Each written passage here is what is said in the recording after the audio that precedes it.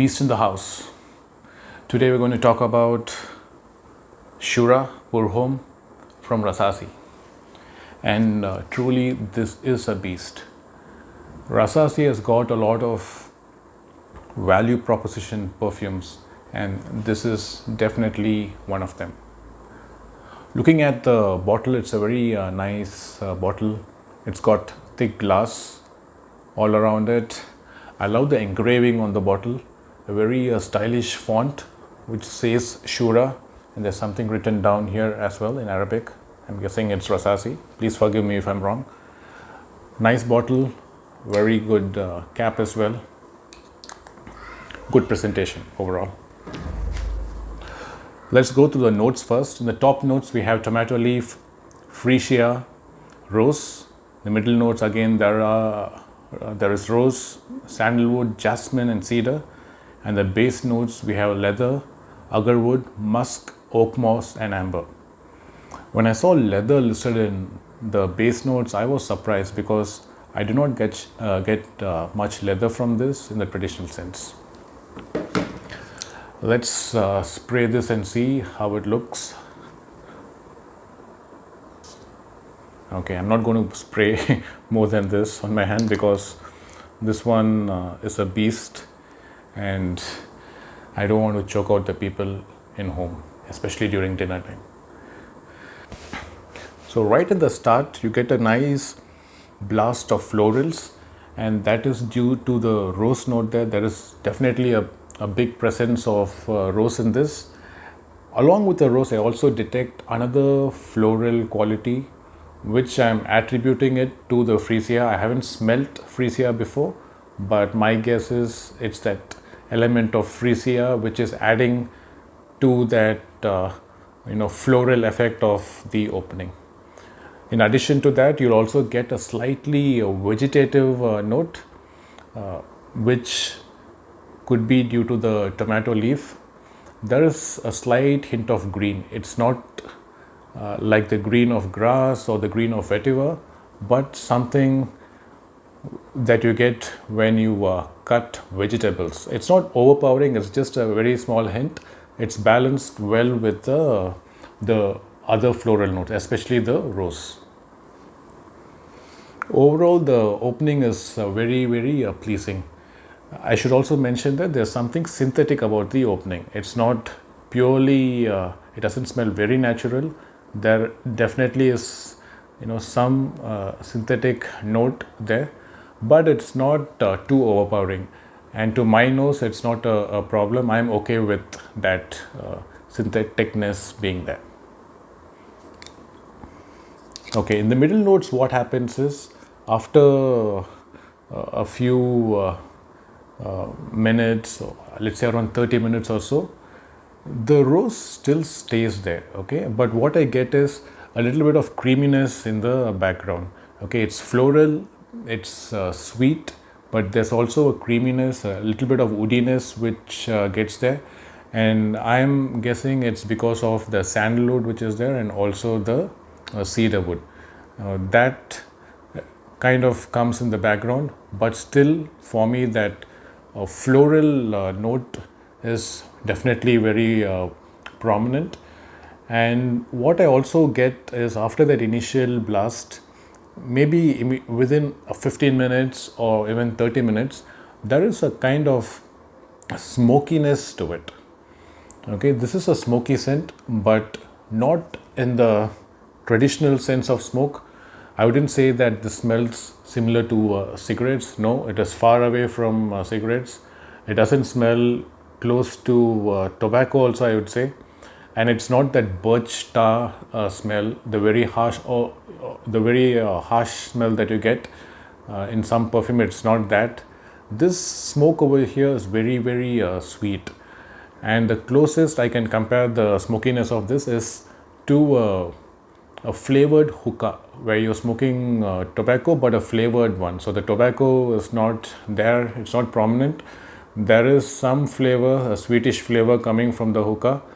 I'm reminded of that flavored hookahs. Definitely there is that element of smokiness, but it's not harsh. And in the dry down, the same profile carries.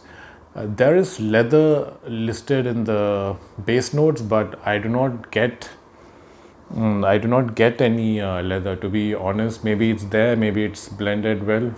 To me, this profile of rose and that sweet smokiness, that continues throughout the perfume's journey. Coming to the performance, now the performance of this is insane. Okay, longevity on of this perfume is great. It lasts days on clothes, maybe at least a couple of days. You spray it on your clothes, it's going to be there. On my skin, I get around 6 to 8 hours, which is quite good. And the initial projection is great. For the first 3 hours, you're going to get a solid projection, so people can smell you for from around 3 feet, or sometimes even 4 feet. And the sillage is also amazing. It leaves a nice scent trail, and it's gotten me a few positive comments when I worn it at home. I not sprayed much, just a couple of sprays. But when I walked through home, I got on from the top floor, I went to the ground floor, and I was going out. Someone in my home, stopped me and asked me what I'm wearing. They could pick it up, and they were quite far away. So very nice scent trail it leaves. The sillage is powerful. Projection is great for the first 3 hours, and longevity is insane. So definitely, I would say a 10 out of 10 for the performance in all departments. Now, occasions to wear.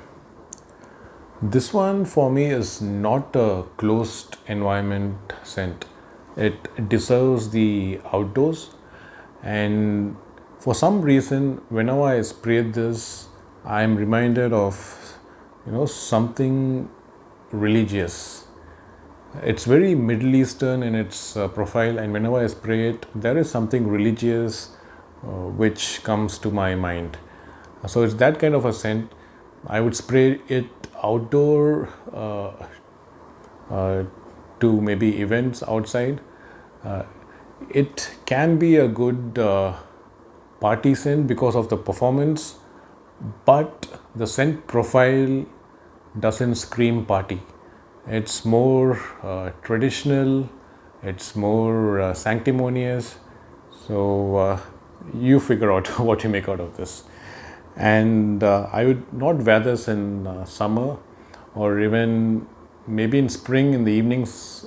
It can be worn, but definitely not in summer. It's a very I would say heavy scent and powerful hitter. It's going to choke people around, and it'll be too heavy for summer. It will do great in autumn and winter. When the temperature is cold, it will smell even better. And there is a summer counterpart to this. It's called Shagaf. This one has got the same scent profile as Shura, but it's fruitier and lighter. I'll save this for another review.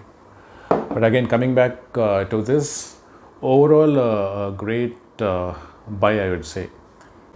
Coming to the pros and cons. Pros, this is an absolute beast in terms of performance. It's one of the most powerful scents in my collection, and the price for which you're getting it is unbelievable. I think I picked this up for around 2000 Indian rupees, close to maybe $30 or even less. So amazing value for what you're getting. Second thing, this is a little bit unique. I haven't come across any other scent other than Shagaf, which has got the same scent profile as Shura. So it is definitely unique. You will stand out in a crowd.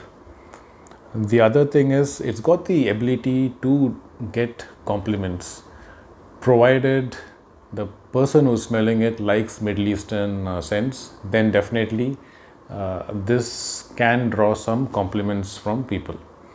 Now, cons of this, I would say, first, that synthetic element which is there in the throughout the journey, that many people may not like this. Second thing is, it can be overly powerful. I said it as a pro, but it's also a con, because some people are not used to this kind of performance. That can be a con as well if it's too powerful and nauseating. So age groups, since it's got that sweet smokiness, I would say this can be accessible to a younger crowd as well, and it can work for people into their 40s as well. So age wise, I feel this is versatile from ages 25 and above. Can this be a blind buy? I would say yes, if you like smoky scents and you're open to a little bit of all the other elements, the Rasasi touch to it, then yes, it can be a blind buy because you're not paying much for this. It's a good value proposition. But on the other end, if you do not like synthetic smelling perfumes, or if you do not like heavy smoky perfumes, then it's definitely not a blind buy. Please sample it. Let me know what you think about this perfume, and please drop a comment, like and subscribe, and I'll see you again in the next video. Bye.